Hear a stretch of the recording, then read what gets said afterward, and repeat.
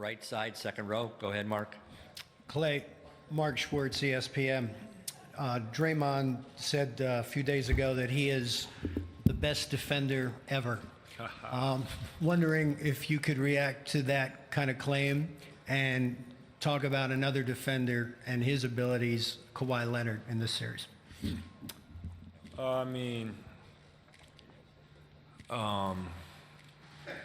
I mean, both those two can be in the argument, especially of our time, this generation.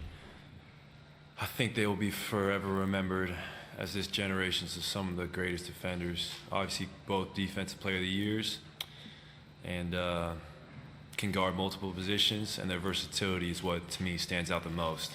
It's not like they're just protecting the rim, but they can guard 1 through 5 and do it so effectively. So that's my thoughts on both them. As for Draymond's claim that he's the best ever? I agree. It's my teammate of 7 years, so I will forever have his back, and fellow champion. So he's a 3-time champion for a reason, just because, like I said before, his versatility on the defensive end is amazing. Left side, fifth row. Hi, over here. Corin McCallum, TSN. In the next 2 weeks or so, if a Drake song comes up on a playlist or just plays, do you skip it or do you take it out of the playlist? If it's a bad song, I'll skip it. But if it's one of his hits, I'll play it. I've been a Drake fan since, I was in high school. He's a great artist. Do I like him as a Raptor fan? No, but I like him as a musician. He's extremely talented, but I will definitely skip this song if I don't like it. And if it's one of his soft, R&B songs, I'm gonna skip it because I'm in kill mode right now, trying to get these 4 games. So I'll skip Hotline Bling and anything along that line. Yeah. Yeah. Right side in the back. Yeah. Klay, Jordan Fontaine, Sportsnet. Just talking about legacy in pro sports, the finals appearances, the titles. It's not an easy thing to do it so often. What's the legacy of this team? Oh, man.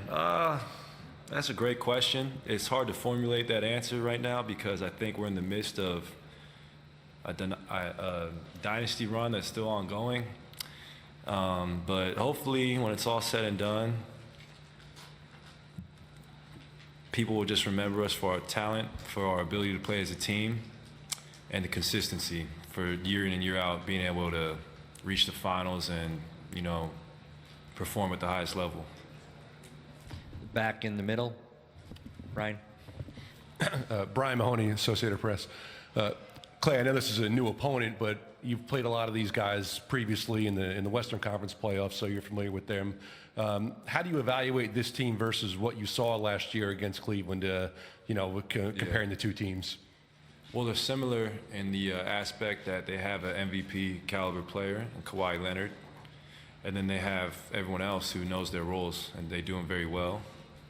Kyle Lowry's been a staple, obviously, and one of the greatest to ever put a uniform on for this franchise. So you got to give Kyle a ton of credit for, willing this team here, especially when he's heard all the criticism about his game, about his performance in the playoffs. But for him to come back and make it here is amazing, and just to kind of, prove all them wrong. And then they got, another guy in Siakam who I'm a big fan of. I think his ability to scoring ability around the rim is really, really good, and he's like a modern-day power forward. He's the type of guy you want in that 4 spot.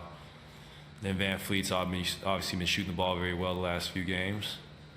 But yeah, they have a very good team, and they're here for a reason, so you can't take them lightly just because they haven't been here before. So they have our respect, and we'll come correct tomorrow. Any other questions? Thank you, Klay.